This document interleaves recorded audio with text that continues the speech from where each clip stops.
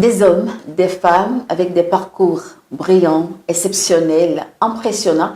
Nous continuons de les célébrer sur Speedline Télévision. Spécialement dans le rang des femmes, il y en a que rien qu'à les écouter, parler, elles nous donnent un bon coup de boost et nous encouragent à aller de l'avant et ne jamais baisser les bras.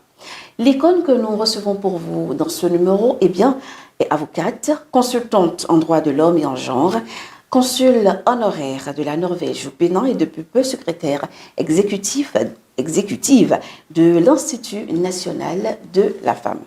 Elle fait partie des femmes intellectes du Bénin et sa lutte s'est focalisée, il faut le dire, sur la promotion des droits des femmes et contre toute violence exercée contre les femmes. Elle est membre de l'organisation WIDAF Bénin et fait partie aussi du Social Watch. Bref, elle côtoie plusieurs organisations internationales de défense des droits de la femme. Eh bien, ici, il y a une citation préférée qui est la sienne. Ce n'est pas parce que les choses sont difficiles qu'on n'ose pas les entreprendre. C'est parce qu'on n'ose pas les entreprendre qu'elles paraissent difficiles. Et c'est une citation que je dirais qui définit bien sa vie de femme battante, sa vie de femme dont le parcours est exceptionnel. L'icône du jour aussi excelle depuis peu en développement personnel et il faut le dire, il donne des conseils qui aident tout le monde dans son quotidien. Vous pouvez donc vous en douter un tout petit peu. Nous sommes avec Maître Huguette Bokpe-Nyankadja et c'est elle qui nous fait l'honneur aujourd'hui d'être sur le plateau de Icône. Merci de votre disponibilité, Maître. Bonjour et merci beaucoup, Madame la journaliste. C'est un plaisir d'être l'invité de Speedline TV et je salue également chaleureusement tous les internautes. Le plaisir est partagé, Maître. Alors, votre parcours brillant, on le connaît. Votre engagement, on le connaît. L'histoire de votre vie a commencé où? Je suis née le 13 mars 1965 à Cotonou, ici. Et mes parents, ma mère est institutrice et mon père était un juriste. Il a occupé longtemps des fonctions administratives et également diplomatiques. Donc, c'est vrai que je suis née dans un environnement où très tôt, en fait, j'ai appris à travailler. Je suis allée à l'école très tôt également parce que je m'ennuyais à la maison et donc je pleurais tout le temps. Vous étiez donc l'aînée alors? En fait, je ne suis pas l'aînée, je suis la troisième. On est 4 filles et un garçon. Donc, mes 2 grandes sœurs à l'époque allaient déjà à l'école. Moi, je m'ennuyais fermement à la maison. Donc, j'ai commencé à pleurer tout le temps. Et ma mère étant institutrice, un de ses collègues lui a dit, écoute, comme ta fille, tu nous racontes qu'elle pleure tout le temps, amène-la. On va la gérer. Donc, c'est comme ça qu'à 4 ans, je suis entrée au CI pour coller la paix, on va dire, à mes parents. Mais bon. Il s'est trouvé qu'à la fin de l'année, je suis passée au CP sans aucun problème. Et donc, c'est comme ça que mon parcours scolaire imprévu a démarré. Je rends grâce à Dieu. Je m'en suis plutôt bien sortie. Alors, l'ambiance à la maison, dans ce temps, est-ce qu'elle était trop rigoureuse ou bien parfaite pour vous? Elle était extrêmement rigoureuse, mais avec le temps, plus tard, j'ai trouvé qu'elle était bonne. Elle était très rigoureuse. Mon papa a été élevé par un prêtre, donc c'était vraiment l'école rigoriste, si je puis ainsi dire. Mais je pense aussi que sa rigueur était liée au fait qu'il a eu successivement 4 filles. Le garçon est arrivé bien tard, en 73. Donc, je sais que les papas de filles ont l'habitude de les couver comme des œufs. Donc, c'est vrai que disons que c'était une ambiance à la fois rigoureuse, mais en même temps très affectueuse, en fait. J'ai grandi avec mes sœurs et ensuite mon frère dans une ambiance où, c'est vrai, notre papa nous couvait un peu trop, mais en même temps, il y avait énormément d'affection. Mon père voyageait beaucoup pour les raisons que je vous ai expliquées tout à l'heure et nos premières robes, c'est mon père qui... Les vraies robes de sortie et Oui. autres. C'est mon père qui nous les ramenait et il nous connaissait tellement bien que quand il ramenait une robe pour l'une d'entre nous, c'était la taille exacte. On ne s'est Wow. jamais retrouvé dans des situations où il y avait une robe qui était À trop grande pour retoucher. l'une à retoucher, non. Nos sous-vêtements, nos premiers soutiens-gorge, tout ça, c'est vraiment papa Même les soutiens-gorge. Tout à fait. Tout à fait, je crois. Il nous a vu grandir, donc il nous a dit, il nous disait, quand il était de retour de voyage, qu'il demandait conseil et que les dames étaient très gentilles. Elles lui disaient, bon, si c'est telle taille, vous pouvez prendre ci, etc. Donc c'est une famille extrêmement affectueuse, mais en même temps, on a été élevés dans une certaine rigueur. Ma mère étant institutrice, avait aussi sa rigueur, mais disons qu'on faisait très bien la différence entre la grande rigueur dans le but... Et le laisser aller. Voilà, la grande rigueur dans le but de nous inculquer des valeurs et des principes. Et on s'est accommodé, je vais dire. Et quand je parle de rigueur, c'était vraiment, vraiment la rigueur. Hein. De réveil à des heures précises, des choses précises à faire, des tâches précises auxquelles on ne pouvait pas déroger. Moi, j'ai goûté du palmatoire, mes grandes sœurs. Nous, toutes, on a goûté du palmatoire, sauf ma petite sœur et puis ensuite mon petit frère, que personne ne les a tapés, mais nous, on nous a bien, bien tapés. Mais j'ai aussi grandi dans cette ambiance où, si mon père pouvait me taper à la maison avec le palmatoire, par contre, il n'acceptait pas qu'on nous tape à l'école. Voilà. Il pouvait venir faire un boucan du tonnerre auprès du directeur parce qu'on nous a tapé, qu'on a eu un bobo et autres. Mais dans le même temps, il nous tapait à la maison. Donc, oui, on a grandi dans une atmosphère... Et quand lorsque le Benjamin est venu, est-ce que quelque part vous n'avez pas été délaissé parce que bon, le garçon est là Non, quand le Benjamin est venu, c'était plutôt le contraire. Quand le Benjamin est venu, justement, nous toutes, nous avons convergé vers ce Benjamin-là. Oui. Parce que, bon, on a tellement entendu nos parents vouloir un garçon, et puis ça nous changeait un peu... chacune de nous, voilà, chacune de nous avait fait l'expérience d'être une grande sœur et aussi d'être, voilà, sauf peut-être l'aînée qui, elle, n'a pas fait l'expérience d'avoir une grande sœur. Donc, nous toutes, on était aux petits soins pour le dernier petit, donc on était vraiment hyper surveillés. Mon papa avait des radars partout, il avait toute une organisation pour nous surveiller. Ah bon? Mais, comment est-ce qu'il se prenait alors? Oui, on avait, par exemple, le chauffeur de mon papa, c'était son frère qui faisait des rondes régulières dans le quartier pour voir si quelqu'un ne traîne pas une rue, quelque part. Un ami vous appelle au téléphone quand on était toute jeune, là, vers les 15-16 ans, mais... Dès que le téléphone sonne, mon papa, il vient. De toute façon, c'était à l'époque où il n'y avait que des téléphones. C'était le fixe. Donc, le fixe au salon. Donc, le téléphone sonne. Dès que le téléphone sonne, avant même, à peine on a décroché que mon papa est assis dans son fauteuil au salon, devant vous. Et donc, finalement, les conversations, c'est des oui, des non, peut-être, pas de phrase, je ne sais pas. Et donc, de l'autre côté, la personne qui était de l'autre côté décodait, disait, bon, ok, j'ai compris, le pater est à côté, donc je te rappelle plus tard où... Donc, c'était vraiment ça. Est-ce que ça n'étouffait pas comme éducation? Parce qu'on a envie d'être épanoui d'une manière ou d'une autre. Et puis c'est que, en fait, ça étouffait. Ça étouffait. Et moi, particulièrement, j'étais un peu la rebelle du groupe, je vais dire.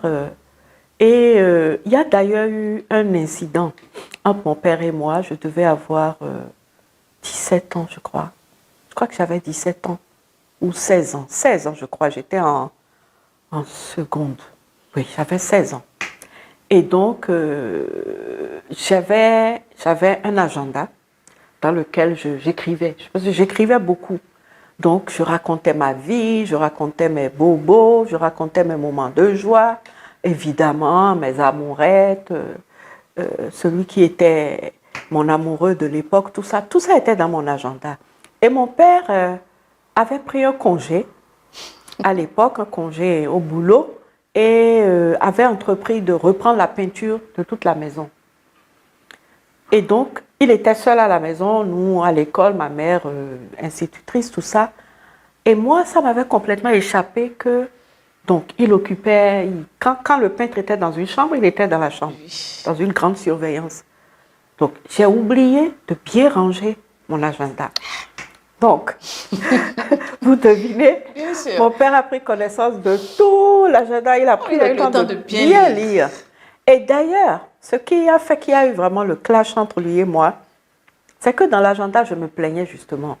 Je me plaignais de sa trop grande sévérité. Je me suis raconté en fait des petits trucs qui se sont passés où j'ai trouvé que franchement, il était trop sévère parce que voilà. J'ai raconté en fait que toutes les vacances, on avait sur 2 mois de vacances, on avait exactement, à l'époque on vivait au Togo, à Lomé, on avait exactement 2 semaines à passer à Cotonou. Donc mon père n'acceptait que 2 semaines de vacances à Cotonou. Et ce qui, à l'époque, me fatiguait le plus, c'est que les 2 semaines-là, il vous amène, donc il vous amène, mais il ne fait pas de demi-tour pour retourner à Lomé. Il passe les 2 semaines avec vous. Ah. Donc, impossible de faire des programmes, impossible. Donc, Au final, ce n'était plus des vacances. C'était plus des vacances. Et donc, j'en avais marre de ce scénario qui se répétait chaque année. Et au début des vacances aussi, dès qu'on prenait les vacances, il sortait une grande cantine de livres. Et donc, chacun avait une quantité de livres précise à lire pendant les vacances. Et puis, vers la fin des vacances, on lui fait un résumé de ce qu'on a lu. Donc, la cantine est là. Donc, quand les vacances viennent, on commence déjà à visualiser la cantine qui vous attend dans le couloir. On dit, ah, vraiment, la cantine là va encore être sortie. Quels sont les livres? Donc, et c'est pas des romans à l'eau de rose. Ouais. Heureusement, entre copines, on se passait des romans à l'eau de rose pour casser un peu le rythme. Mais c'était vraiment des ouvrages, Émile Zola, Saint-Ben Ousmane, tout ce que vous voulez. Donc, s'il y avait tout ça, en fait, que j'avais raconté, comment j'en avais ras-le-bol, comment c'était pas possible de vivre, comment ça. Donc, il a lu tout ça. Donc, il est rentré dans une colère pas possible. Donc, moi, je rentre de l'école Guillurette, comme d'habitude, et puis, je suis cueillie à froid par mon père qui dit, mais Huguette, toi, viens ici. Et donc, ça a été une réunion de famille au cours de laquelle mon père a dit, mais c'est pas possible, cette petite, elle est impossible, elle est impolie, elle est ceci, elle est cela. Donc, il m'a bien insulté. Il a sorti tous mes secrets, il a dit, mais qu'est-ce que tu crois, etc. Donc, ça a été vraiment... Ça a été chaud. Mais vous savez, la bonne nouvelle, ça j'ai trouvé ça extraordinaire, c'est que tout en me traitant de tous les noms, les vacances qui ont suivi, le comportement de mon père avait changé. Ça a changé. Il a compris, en fait. Compris quelque chose. Donc, les 2 semaines, comme d'habitude, il nous a emmenés, il nous a déposés chez notre grand-mère. Là, cette fois-ci, il nous a laissés chez notre grand-mère. Il a dit, OK, je vous laisse faire vos vacances. Mais si j'apprends quelque chose là, surtout toi là, Huguette.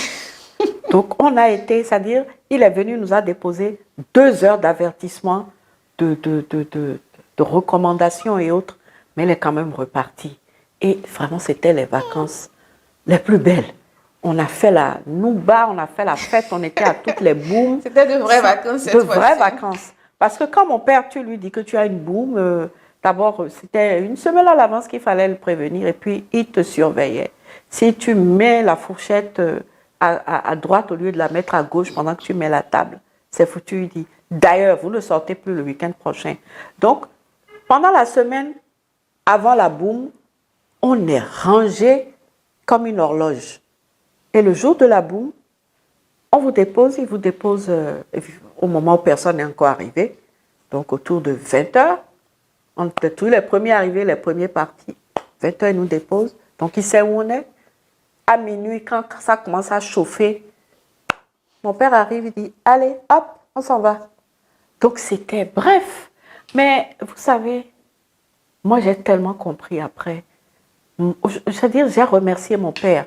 Malheureusement, mon père est parti très tôt. Mon père est parti à 56 ans, en 1990.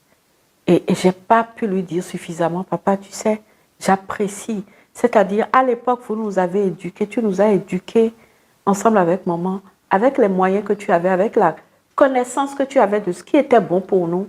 Et ça nous a aidés. Mon père nous forçait à lire. Mais c'est pour ça qu'aujourd'hui, il y a des tas de choses que je peux faire. C'est la somme de cette lecture, l'habitude que nous avons prise de lire et le contenu aussi de ce que nous lisions. C'est ça qui est resté. C'est ça qu'on appelle la culture en fin de compte.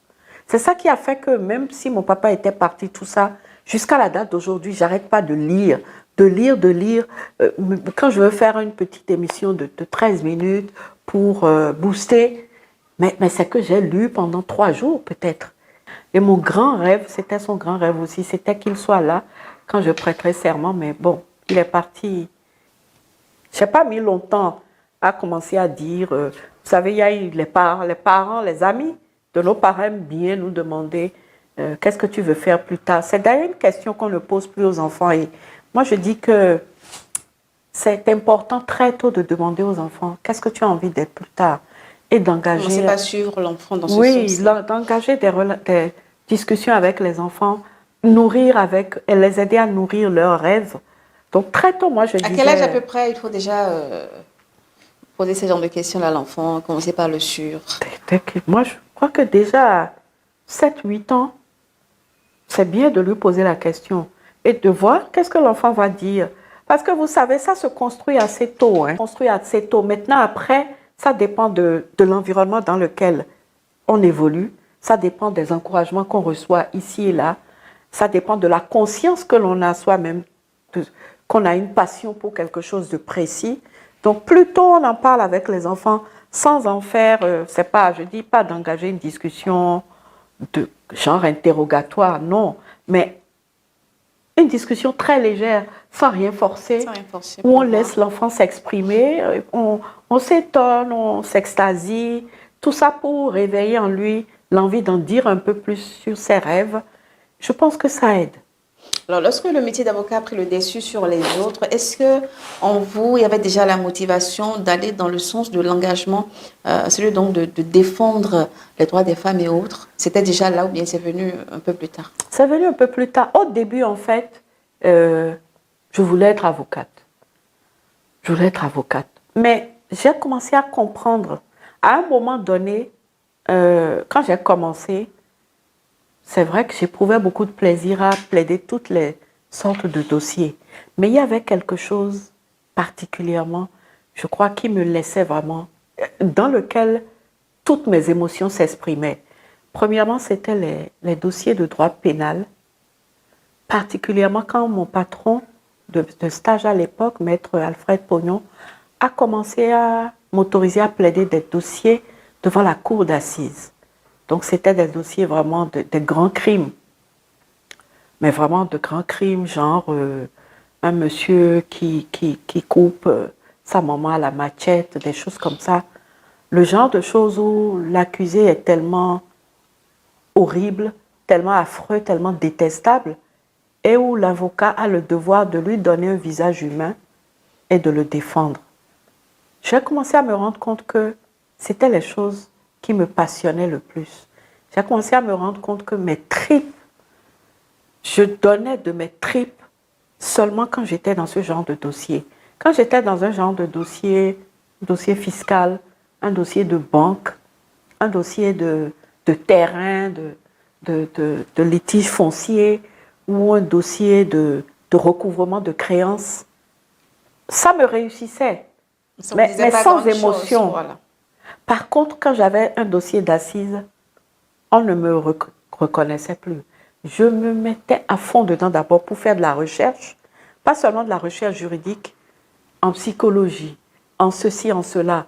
C'est-à-dire, j'explorais tous les domaines de l'humain pour donner un visage humain à mes clients. Donc, je me suis dit, je crois que j'ai une passion pour les gens qui ont besoin qu'on les aide. Donc, à ce moment-là, c'était neutre. C'était pas, il n'y avait pas de préférence pour défendre une femme et défendre un homme. Mais c'est petit à petit, à un moment donné, j'ai commencé à prendre conscience de ce que les femmes avaient les femmes n'étaient pas considérées comme égales, des égales de l'homme. Et j'ai commencé à me dire, mais pourquoi c'est comme ça? Et j'ai commencé à éprouver un désir très fort de défendre les femmes, en fait. Je ne sais pas, je crois que quand on est fait pour quelque chose, la nature, oui. Dieu, les circonstances, tout ça concourt à faire venir vers vous des personnes qui sont dans le besoin de ce que vous pouvez de ce que vous avez envie d'apporter. Et après, quand j'ai ouvert mon propre cabinet, de plus en plus, j'ai commencé à avoir une tendance à recevoir plus de femmes. Alors, est-ce que vous vous rappelez du premier cas dont le succès vous a rendu fier? Oui, je me souviens. C'était le cas d'une femme dont le mari était décédé. En fait, le mari était décédé du tétanos. Mais la femme avait été soupçonnée ou carrément désignée par sa belle famille comme étant celle qui était la cause du décès de son mari. Elle a commis l'adultère, comme on le dit? Non, même pas. Ils ont estimé que oui, elle a voulu le faire partir pour pouvoir hériter de ses biens. Il n'avait pas grand-chose en plus. C'est-à-dire, je ne sais pas, mais elle a été prise à partie par la belle famille. La veille du décès du monsieur, je crois, elle avait mis tout son amour dans une bouillie qu'elle a préparée, qu'elle a apportée à son mari, parce qu'il ne mangeait pas vraiment. Et entre-temps, il y a un membre de la belle famille qui est arrivé au moment où le mari prenait la bouillie. Mais bon, il avait vraiment le tétanos, il était déjà complètement envahi par le tétanos. Et donc après, dans la journée, le monsieur est décédé. La personne qui était là quand il prenait la bouillie est allée dire à tous les autres que, vous voyez, tout à l'heure, il a pris une bouillie et ça n'a pas loupé. Donc ça a été toute une histoire. La dame a été prise à partie et ils ont voulu l'obliger à boire un breuvage qu'ils appelaient le breuvage de la vérité. Ils ont dit que si elle boit le breuvage, si rien ne lui arrive, ça veut dire qu'elle n'avait rien à voir avec la mort de son mari, mais que si elle commençait à mal se sentir, ça confirmerait que c'est bien. Elle tue le mari. Voilà. Elle a eu la présence d'esprit. Donc, ils avaient fixé la date au lendemain. Elle a eu la présence d'esprit d'en parler à une de ses cousines. Et c'est la cousine qui, elle, sait un peu, sait qu'on peut recourir à quelqu'un. En fait, la cousine m'a constaté, c'était pour un conseil. Et j'ai dit, ah, non. C'est grave. Il ne faut pas qu'elle boive parce qu'il se pourrait bien qu'on l'empoisonne. Bien sûr. Donc, j'ai dit, il ne faut surtout pas qu'elle boive.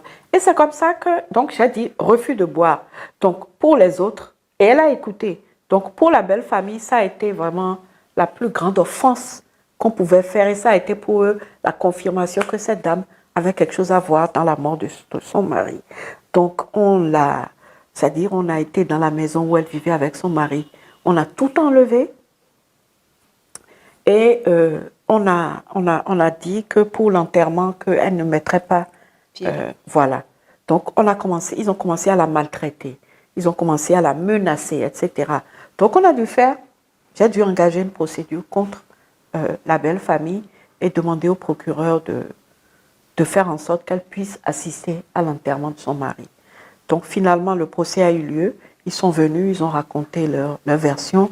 Ma cliente a raconté sa version et le tribunal a dit que le tribunal a condamné les autres pour menaces de mort, violence verbale, etc. Et le tribunal a ordonné que pour l'enterrement, la dame soit accompagnée par la police. Donc c'est accompagné par la police que la dame est allée à l'enterrement de son mari. Mais au moins, elle est allée à l'enterrement. Elle n'a pas bu le breuvage, donc elle a eu la vie sauve. Justice lui a été rendue. Le tribunal a dit, c'est quoi votre problème?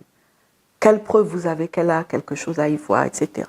Donc, j'avoue que ça a été pour moi ma première victoire. Et lorsque vous gérez ces genres de cas-là, vous en sortez sans honorer, je suppose.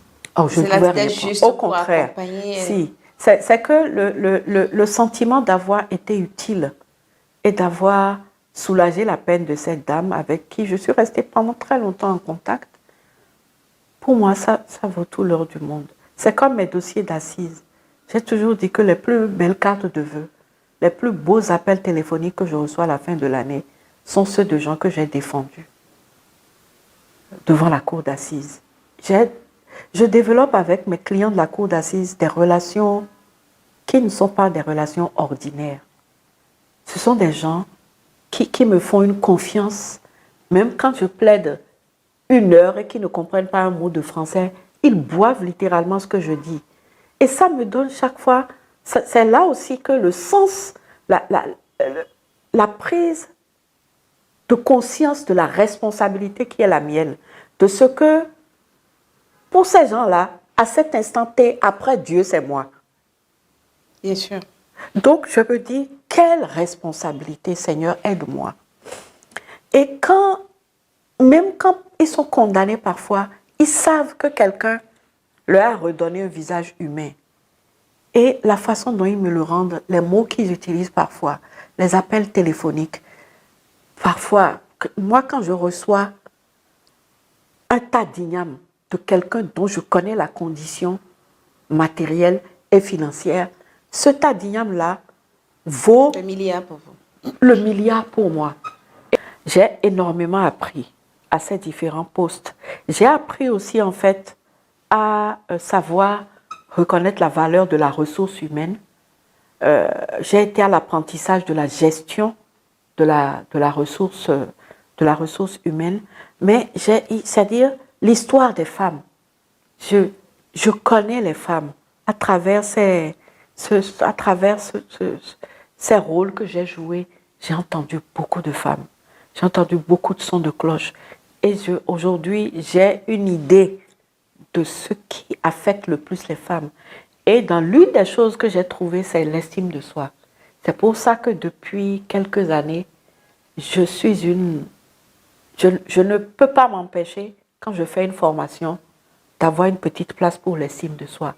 Parce que je me suis rendu compte que l'estime de soi est à la base de beaucoup de choses que les femmes subissent. Surtout qu'elles subissent et dont elles n'ont même pas conscience qu'elles ont la possibilité, l'option de dire non. Et ça joue contre elles. N'est-ce pas? Donc vraiment, ça joue contre elles.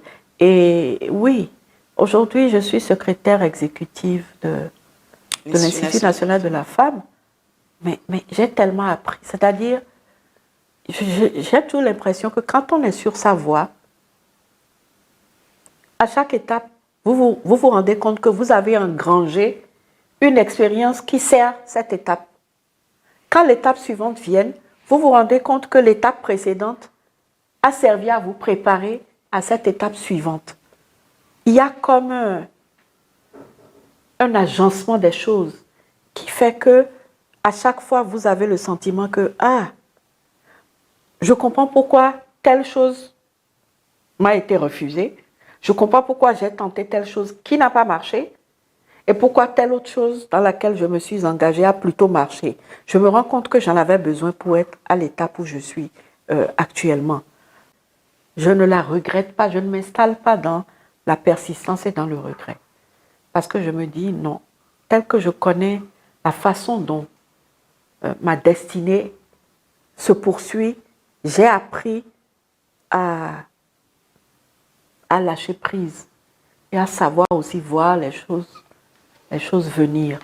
Alors, vous venez donc de le signaler, vous êtes aujourd'hui secrétaire exécutive de l'Institut national de la femme. On va en parler de long en large tout à l'heure.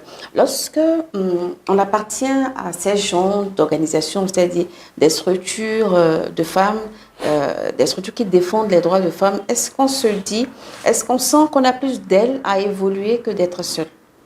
Est-ce qu'on a plus d'armes à défendre la femme? Oui. Je crois que il y a une chose qui n'est pas toujours facile à établir ou à organiser, c'est la solidarité entre femmes. Parce qu'il faut reconnaître aussi que dans ces organisations, il y a aussi plus de femmes que d'hommes. Que d'hommes. Et donc, du coup, forcément, on est obligé de développer de la solidarité. Mais je me rends compte, c'est-à-dire que la solidarité entre femmes est une force incroyable. Parce que autant de femmes que nous sommes, chacune de nous vit des expériences. Et vous voyez la vie que je vous raconte là, pour la combiner avec une vie conjugale et une vie de maman, mais il faut être inventif, n'est-ce pas? Donc ça, c'est mon cas. D'autres se retrouvent, c'est-à-dire chacune des femmes que nous sommes a eu des équations ou a des équations à résoudre. Et quand on met ensemble nos forces, on se rend compte que l'expérience de chacun enrichit, voilà, permet en fait de mettre en place des stratégies qui permettent aussi de répondre aux besoins divers des femmes. Moi, en tant que femme mariée, je ne vis pas la même expérience qu'une femme, par exemple, qui à un moment donné s'est retrouvée célibataire ou divorcée. Mais et je ne vis pas la même expérience qu'une jeune femme qui est à peine en train d'émerger et qui va peut-être, elle a besoin peut-être de savoir, elle a besoin que je sois là pour lui dire comment j'ai fait entre la nécessité de travailler, d'avancer un peu dans sa carrière d'abord, et puis à quel moment faire des enfants, comment espacer les naissances. Si moi je ne suis pas là pour partager avec elle, pour lui faire profiter de mon expérience, c'est dommage. Et ainsi de suite. Donc, je me suis rendu compte que quand on est ensemble comme ça, on est davantage inventif, créatif, innovant, et on peut proposer des choses à différentes catégories de femmes qui sont dans différentes situations. Donc, je pense que ça, c'est important. Moi, j'ai eu beaucoup de plaisir. Il y a des personnes, vous prenez l'actuelle coordonnatrice de WILDAF, c'est mon amie. Vous prenez la présidente de Social Watch, c'est mon amie. Vous prenez Huguette Aplogan-Dossa, c'est mon amie. Vous prenez Madame Léontine Idowu, c'est mon amie. J'ai bâti des amitiés. Et jusqu'à maintenant, nous sommes en train de prendre de l'âge, mais nous sommes restés des amis et nous partageons ensemble les choses que nous voulons passer à la génération de nos petites sœurs. On voudrait les contaminer avec cette fougue avec laquelle nous avons donné, on va dire, une partie de nos années pour que les choses changent. Et moi, je suis contente parce que moi, je ne suis pas du genre pessimiste. On vient de loin. Entre le moment où on ne pouvait même pas parler des droits des femmes et aujourd'hui, on en parle. Non seulement on en parle, les femmes brisent le silence. La justice commence à être rendue. On vient de loin. Et donc, je n'ai pas le sentiment d'avoir perdu mon temps.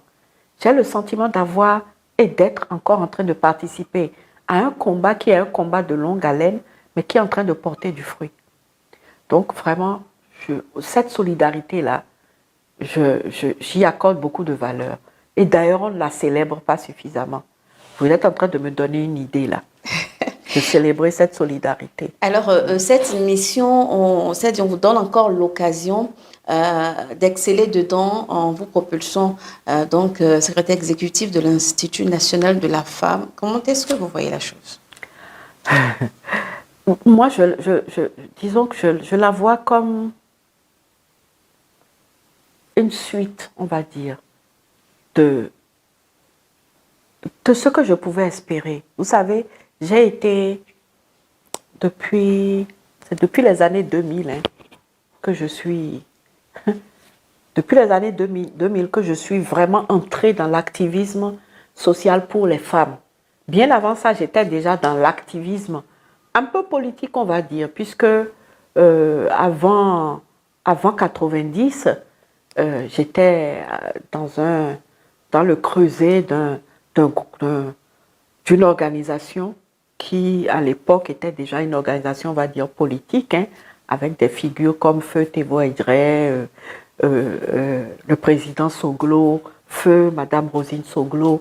Ça s'appelait Association Développement, Justice et Paix, avec un certain nombre de personnes que peut-être votre génération ne connaît pas. Et donc, ça se passait un peu sous l'égide de Maître Alfred Pognon.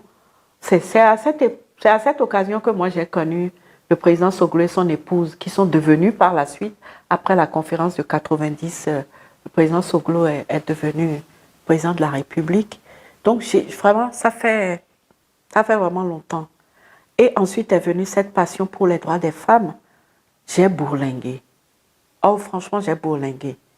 J'ai fait des continents. D'abord à me former. J'ai beaucoup de formations non diplômantes en matière de droits des femmes. J'ai fait des choses folles quand j'étais jeune et je sais gré à mon mari de m'avoir laissé faire. À quitter le Bénin, aller au Mexique, faire une formation de quelques jours. J'ai fait des choses. Donc, j'ai beaucoup appris.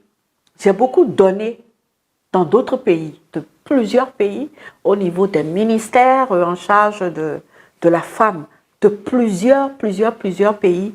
À un moment donné, je me suis dit, mais j'ai tellement servi ailleurs, j'ai tellement apporté ce savoir-faire que la grâce de Dieu m'a permis d'engranger. Et je me disais, mon Dieu, j'aimerais vraiment mettre tout ça aussi au service de mon pays. Oh, je peux vous dire, j'ai connu pratiquement toutes les ministres en charge des femmes, je les ai connues. Chacune d'elles doit avoir dans ses archives un programme d'action, un plan d'action, avec lequel je suis allée les voir en essayant de les persuader. Donc, c'est vrai que quand le chef de l'État m'a appelé pour jouer ce rôle, je me suis dit, enfin, c'est une bonne chose.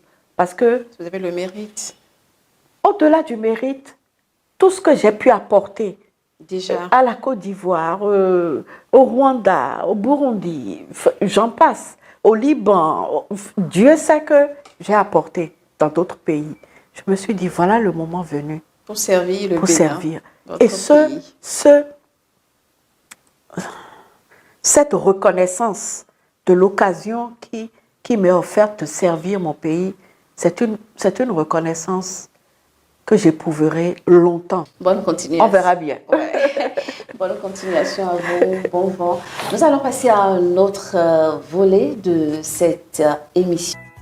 Alors, nous revenons donc sur ce plateau. Je rappelle que vous êtes dans l'émission Icône et nous recevons pour vous aujourd'hui Maître Huguette Bokwe Nyakadia. C'est notre invité du jour. Nous allons donc continuer à la boire parce que moi, j'ai vraiment du plaisir à être sur ce plateau-là aujourd'hui. Alors, Maître Huguette, vous êtes avocate, éminente avocate, et toutes les contraintes liées à ce métier, on les connaît. Et en même temps, vous êtes épouse, vous êtes mère de famille. Comment est-ce que vous arrivez à concilier, à gérer tout ça? Oui, alors là, je vais me permettre d'abord de rendre hommage à mon mari.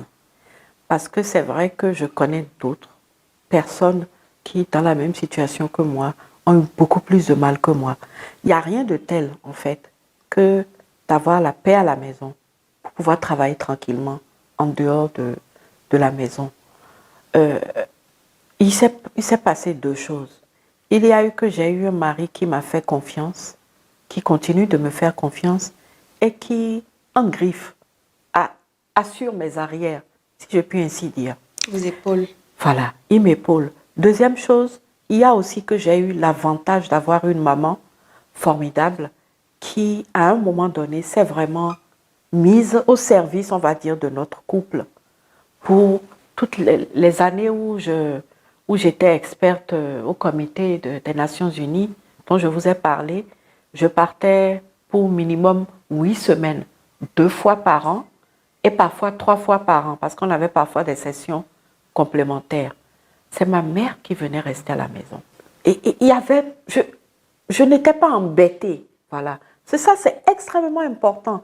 Vous ne pouvez pas vous concentrer et siéger dans un comité qui s'occupe des droits des femmes d'autres pays si vous n'avez pas la paix à la maison. Donc ça, ces deux choses-là m'ont beaucoup aidée. La troisième chose qui m'a aidée, c'est que j'ai convenu avec mon mari. Mon mari essayait d'aligner sa période de congé sur la période de mes vacances judiciaires. Ce qui faisait que, c'est vrai, on n'avait pas beaucoup de temps avec les enfants au cours de l'année académique, tout ça, de l'année scolaire. Mais ces moments-là, ces vacances-là, c'était vraiment des vacances en famille, exclusivement en famille.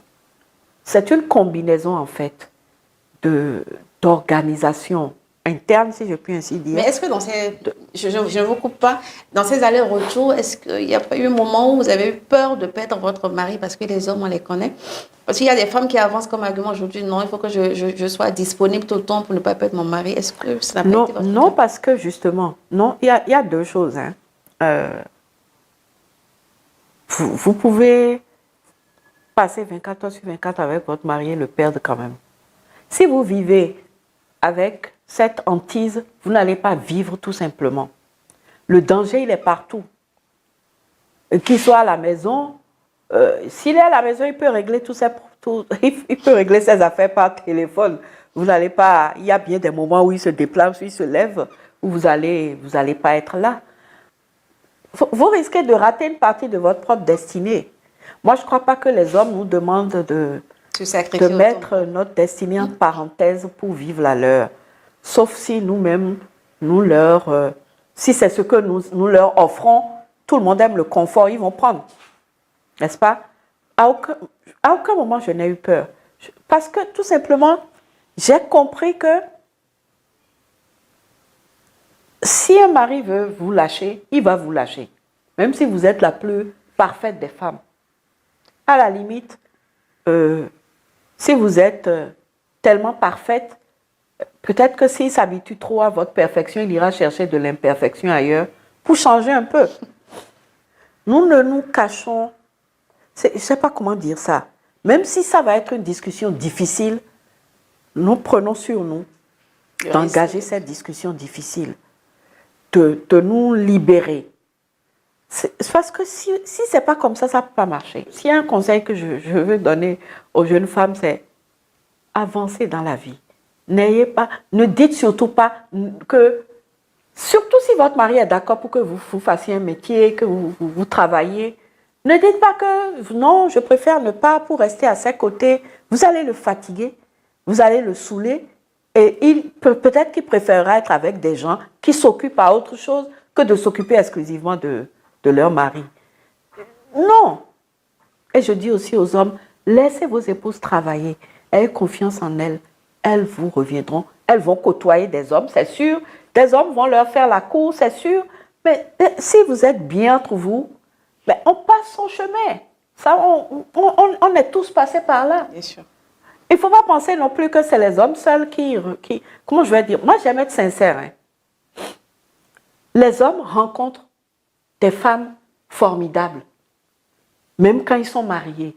Nous aussi, les femmes, on rencontre des hommes formidables, mais on est mariés, donc on sait qu'il est formidable, ça s'arrête là. On développe avec la personne des relations intellectuelles formidables, etc. Et puis ça s'arrête là. On n'est pas les plus intelligentes, les seules qui soient intelligentes, qui soient brillantes. Il y en a plein, surtout aujourd'hui.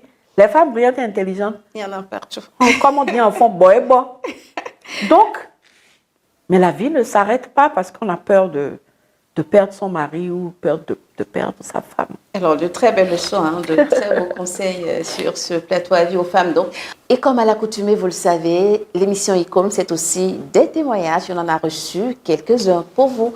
On regarde rapidement et on revient sur ce plateau.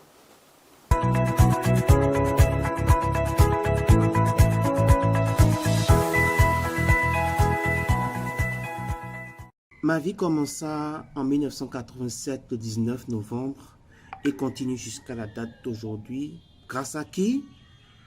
Roulement de tambour, grâce à ma mère. Et ma mère est vraiment une personne exceptionnelle. C'est le genre de moment qui est vraiment instinctif, qui est vraiment protectrice, qui est vraiment mère poule et qui est prête à tout pour que ses enfants se sentent bien, pour que ses enfants ne manquent de rien.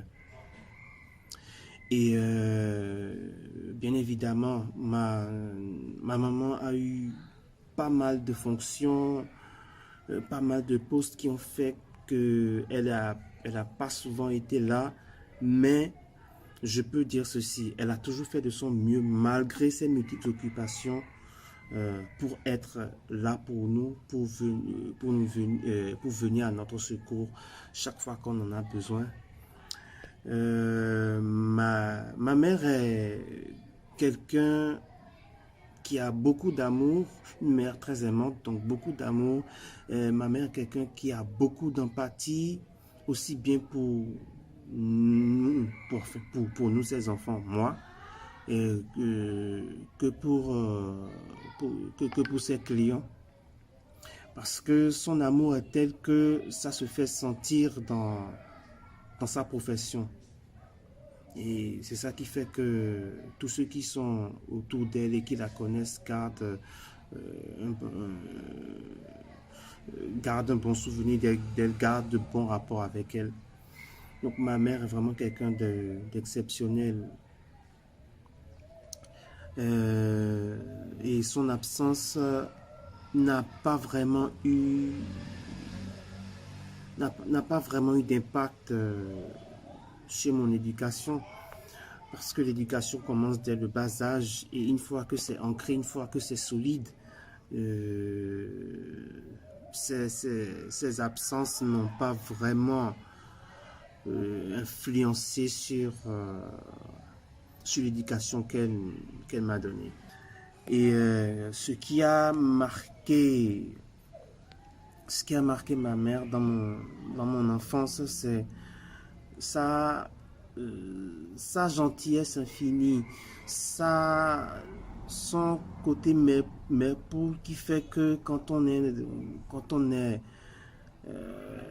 en sa présence, on est rassuré. Et d'ailleurs, toutes les fois où ma mère n'était pas là, c'est comme s'il manquait un ingrédient à une sauce.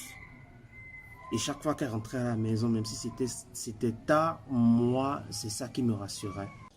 Alors, quel genre de maman j'ai? J'ai une maman super cool. Ma mère, c'est une femme qui a mis de côté pendant quelques années sa carrière pour pouvoir s'occuper de ses enfants. Et pour d'autres personnes de ma génération, c'est un peu leur deuxième maman aussi. Donc je pense qu'ils peuvent le confirmer comme moi. C'est une maman qui est super cool. Adorable.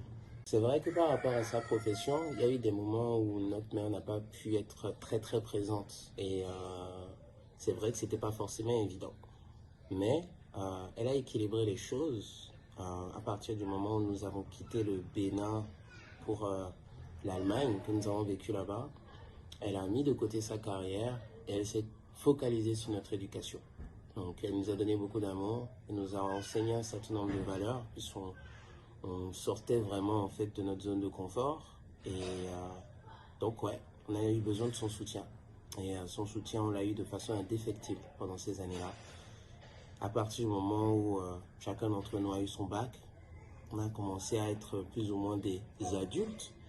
Donc chacun d'entre nous s'est un peu géré à sa façon, tout en ayant toujours, tout en sachant que notre mère garde toujours un œil sur nous. Voilà. Alors la tradition veut que les enfants prennent la suite des parents et d'un point de vue professionnel, de manière générale, on s'attend à ce que les choses se passent comme ça, mais ce n'est pas systématique. Et on va dire que dans ma famille, j'ai la chance d'être né, d'avoir grandi dans une famille où on m'a donné le choix, où on nous a dit faites ce que vous avez envie de faire, mais soyez les meilleurs dans ce que vous voulez faire. Et c'est moi-même qui ai choisi d'être un artiste, donc de faire une école d'art. Et bon, disons simplement que ce que nos parents ont mis en avant n'est pas ce que nous avons décidé de mettre en avant, mais ce que nous avons choisi de mettre en avant découle également de ce que nos parents ont eu. Pour ma part, je suis un passionné de musique. Mon père est un passionné de musique, ma mère est une passionnée de musique. Je suis un passionné de dessin. Mon père est architecte. Et je suis plutôt pas mal quand il s'agit de parler ou de me défendre ou d'écrire. Je pense que je dois tenir ça du rôle d'avocate que ma mère a pu avoir et voilà. Donc, d'une certaine façon, on continue de transmettre, on continue d'avancer, de grandir avec ce que nos parents nous ont légué, donc, mais à notre façon, tout en ne prenant pas exactement le même chemin qu'eux. Voilà.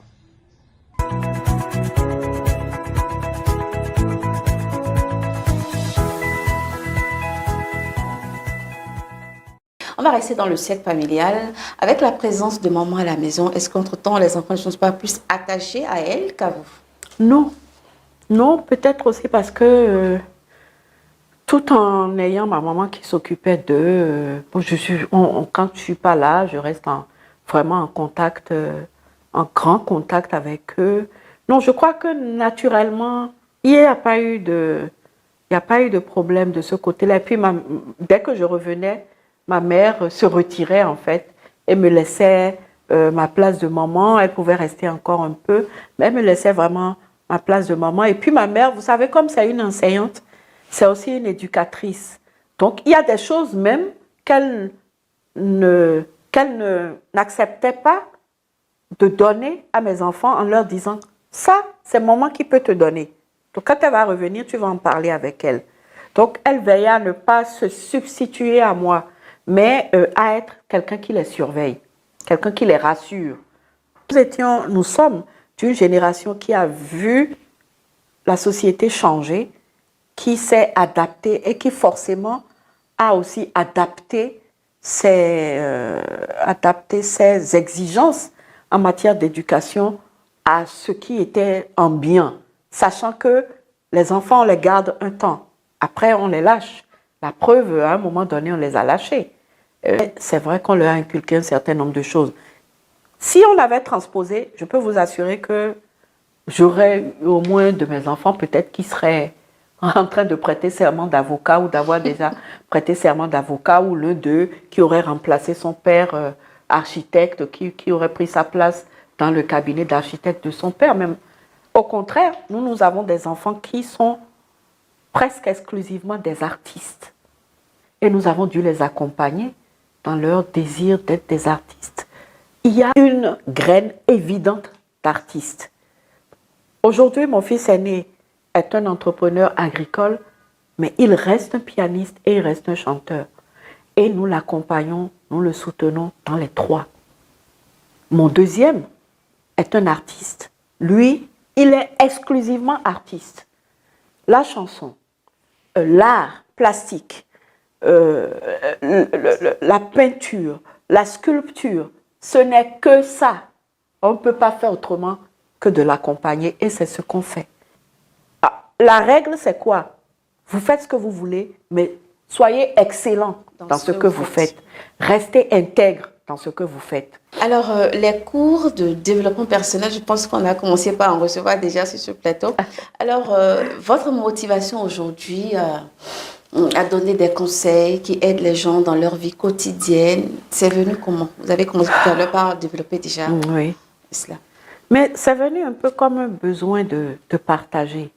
C'est venu comme une volonté de partager pour que, si ça peut toucher quelqu'un, si ça peut éviter à quelqu'un de ne pas faire les mêmes erreurs que celles que nous avons faites, si ça peut aider quelqu'un à résoudre une difficulté qu'il a et pour laquelle il ne trouve pas de solution, si ça peut aider quelqu'un à regagner confiance en lui et à avancer,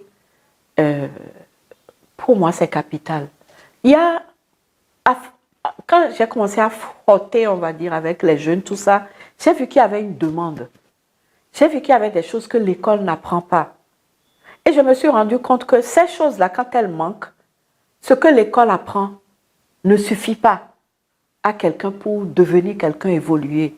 Vous avez des gens qui ont fait de grandes écoles, mais qui ont du mal. Pourquoi? Parce que ces choses-là leur manquent. Et donc, je me dis, même si c'est une seule personne que je touche, pour moi, c'est important. Et je me dis aussi que quand on veut partager l'expérience, il ne faut pas attendre forcément d'être sorti de là et puis se D'abord. positionner comme, comment je vais dire, un sage. Non. Tout ce que j'ai partagé, par exemple, sur le deuil, c'est parce que je suis en deuil. C'est parce que j'ai mon fils, mon troisième, qui est décédé à 22 ans. Je ne ferai jamais, de faire ce deuil. Mais je sais qu'il y a tellement de gens qui sont en deuil et qui n'arrivent pas à émerger. Et donc je me dis, c'est pendant que tu es dedans, pendant que ça fait encore mal, c'est à ce moment que tu peux partager avec quelqu'un qui est dedans comment tu fais pour être en train de t'en sortir progressivement et lui dire que tu ne peux pas lui dire que c'est possible. Lui dire que une fois que c'est arrivé, on vit avec pour le reste de sa vie. On est tous interdépendants les uns des autres. Donc quand moi j'ai quelque chose, je partage. Parce que moi aussi j'ai reçu. Et je partage. Et c'est comme ça que le monde se construit. C'est comme ça que les hommes se construisent au contact des autres hommes. Merci voilà ce beaucoup. que je peux dire. C'est malheureusement déjà la fin de cette émission. Je ne sais pas si vous avez un petit mot pour conclure. Moi, je voudrais d'abord vous féliciter parce que vous êtes une équipe de jeunes et vous informez sur différents sujets, l'actualité, mais aussi ce genre d'émission. Ça a été pour moi un grand honneur et un grand plaisir d'avoir été invité sur votre plateau. C'est la fin de l'année. Je voudrais profiter de cette occasion pour dire très très bonne année à tous les Béninois, à toutes les Béninoises et dire aux jeunes qu'il n'y a rien de plus important dans la vie que de chercher quelle est sa raison d'être. De s'asseoir un peu. En cette fin d'année, prenez 2 jours. Éloignez-vous peut-être un peu du bruit. Si vous aimez la musique, mettez la musique, mais un fond de musique. Asseyez-vous et dites-vous, qui suis-je? Je ne me plains pas, je n'ai pas pignon sur vue, je n'ai pas des châteaux, mais je suis heureuse. Je suis en symbiose, on va dire, avec moi-même. Je suis loin d'être parfaite. Pas du tout, ne pensez pas ça. Mais je suis heureuse. Je fais ce que j'aime. Et ça me donne la santé, ça me rend heureuse. Et la provision dont j'ai besoin pour vivre, ça suit. N'ayez pas peur d'entreprendre. Et très bonne année, très bonne fête à vous. Merci beaucoup. Et justement, ce bonheur dont elle parle, on le ressent sur son visage. Elle est belle, elle est fraîche. Eh bien, son engagement, son métier, elle l'exerce avec beaucoup de passion. Eh bien, l'invité de ce numéro de l'émission Icône, c'est bel et bien Maître Huguette Boukpé-Nyakadia. Je rappelle qu'elle est avocate, consultante en droit de l'homme et en genre, consul honoraire de la Norvège au Bénin et depuis peu secrétaire exécutive de l'Institut national de la femme. Merci à vous, chers téléspectateurs, merci à vous, chers internautes, de nous avoir suivis et à la prochaine. Merci.